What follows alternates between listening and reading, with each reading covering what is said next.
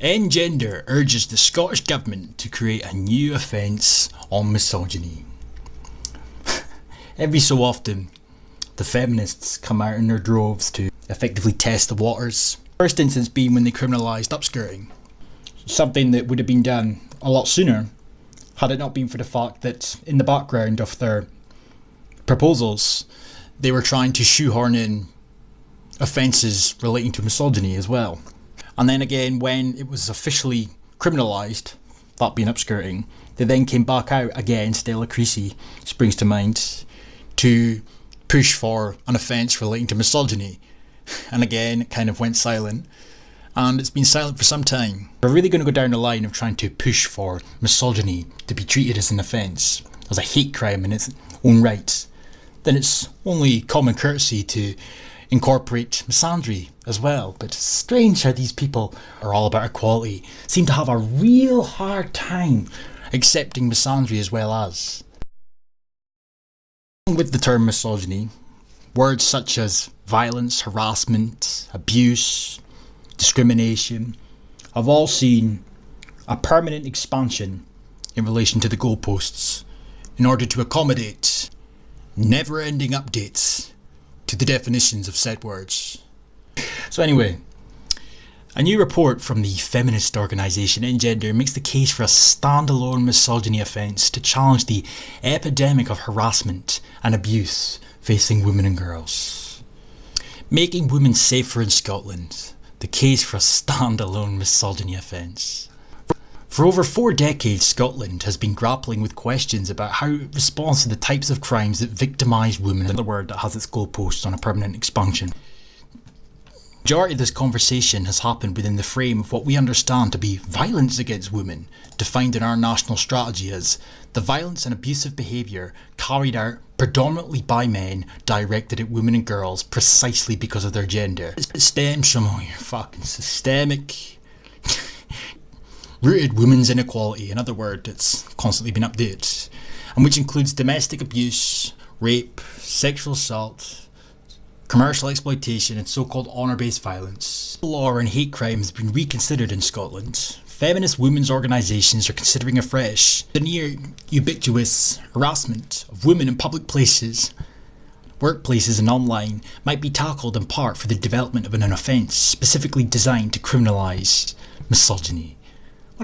What about misandry? Equality is only achieved if women can enjoy and exercise all fundamental rights and freedoms such as mobility, freedom of speech, freedom to decide and organise, the right to sexual and reproductive autonomy, personal security, to own assets, to work and earn income and to be recognised as full members of society. UN's Division for the Advancement of Women. 3/4 of women experiencing domestic abuse are targeted at work, and perpetrators of domestic abuse and stalking often use workplace resources such as phones and emails to harass or abuse their current or former partner, acquaintance or stranger. More than 1 in women reported unwanted sexual touching or attempts to kiss them. Qualitative work by the Equality and Human Rights Commission found that nearly all of the people who had been sexually harassed were women. Shocking as that may very well be to some, the reality of the matter is, just because the majority of people who have been sexually harassed were women, that doesn't mean the majority of people that were the perpetrators because they were women. Working on a 0 hours contract or with other precarious or unusual work arrangements are unlikely to use the Equality Act in this way, or are unable to because they are neither employees nor workers, including local government councillors and MSPs. The Agency for Fundamental Rights notes that women with irregular or precarious employment contracts, which are common for many jobs in the service sector, are also more susceptible to sexual harassment. Right. Some high-profile or public-facing roles are particularly vulnerable to such third-party harassment, with journalists and women in media or communications roles being very likely to be harassed by large numbers of individuals, and this is especially likely where editors require below-the-line engagement as part of their job role.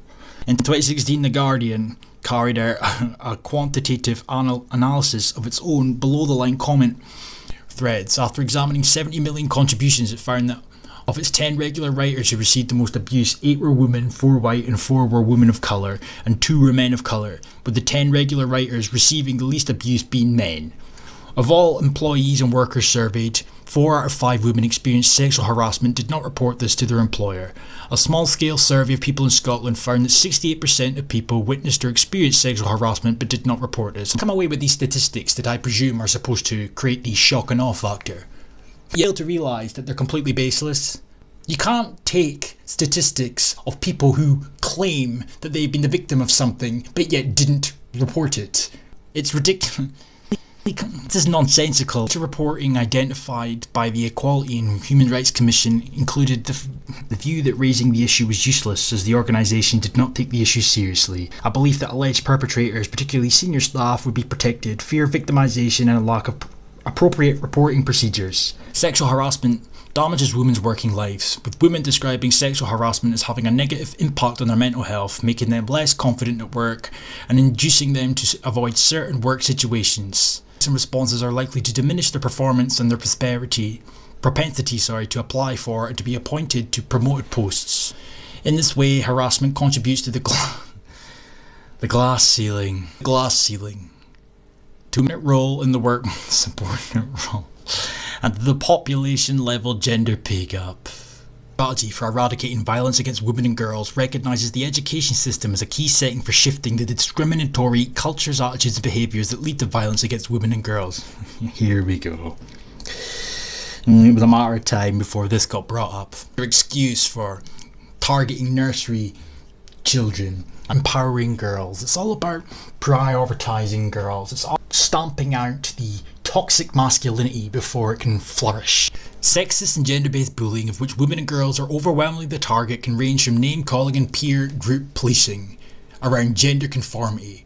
And of course, if a group of boys are name-calling a girl, doesn't mean it's gender-based bullying. Unless they're going out of their way to target said little girl because she's a little girl, then it's not gender-based bullying. Western Girl Guiding Scotland, received by the Equality and Human Rights Committee during 2017's inquiry on prejudice-based bullying, said that 59% of girls aged 13 to 21 state they had faced some form of sexual harassment at school or college in the past year, and described sexual harassment directed at female students by male members of its teaching staff. They also paint a picture of flawed institutional responses and teachers with limited capacity to understand sexual harassment. Of course, because everybody's understanding of sexual harassment is outdated.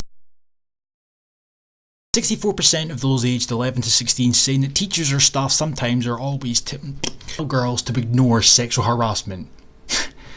And just over half saying that teachers and staff dismiss this as banter or boys mucking around. I mean, come on, the fuck.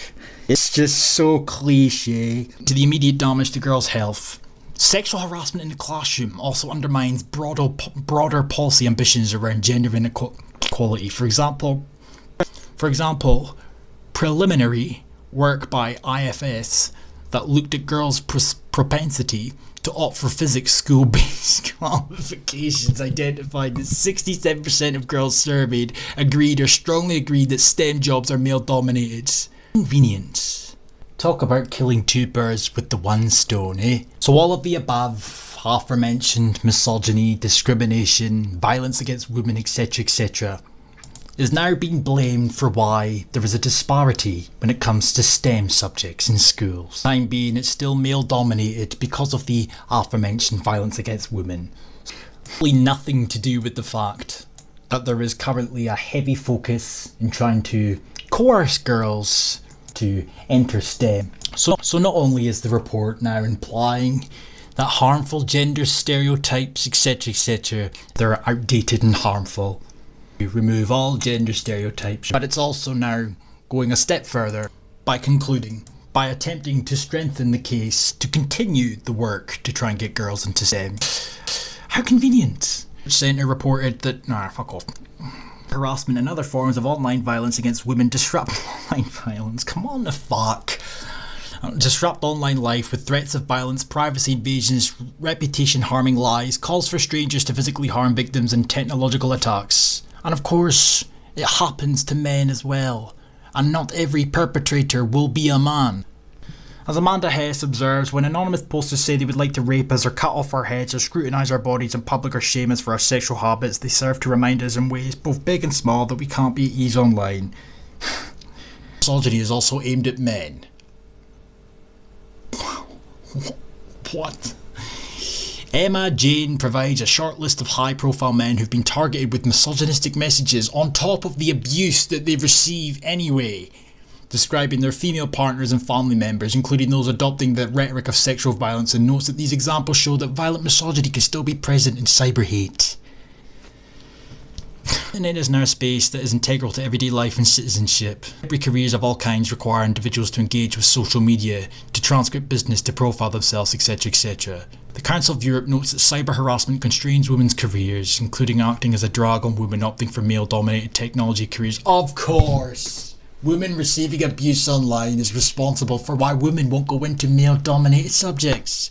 What do we do then? I wonder what solution will be at the basis of their conclusion. Hate crime being intended to reaffirm the precarious hierarchies that characterise a given social order, attempting to recreate simultaneously the threatened, real or imagined, hegemony of the perpetrator's group and the appropriate subordinate identity of the victim's group. Words white man bad, imagine my fucking shock. A definition of misogyny and other related definitions, and enable all relevant practitioners within the criminal justice system to identify misogynistic harassment, investigate misogynistic harassment, and prosecute misogynistic harassment. This definition should capture the essence of Barbara Perry's definition of hate crime. Of course it should. Of course it should. Include the sense that misogynistic harassment or bias crime is about recreating a gendered hierarchy of men and women. It include incitement to misogyny, so that acts that crowdsource domestic abuse or harassment of individuals by a distributed network are included. It should enable action where women experience hate, bias or harassment because of their sex or gender, as well as because of another protected characteristic. It should mandate the collection of data that would enable the impact of the law to be measured in ongoing monitoring of reported incidents. It should locate misogynistic hate crime and harassment within the understanding of violence against women. It should include post-legislative scrutiny, so the Parliament must evaluate its impacts and any unintended consequences for women and girls. Recommend a similar approach to the development of domestic abuse where legal scholars, gender experts oh god, came together to create a law that meets the needs of women and girls. Fuck me, man. Well, I'm sure Thin Lips will be happy to oblige.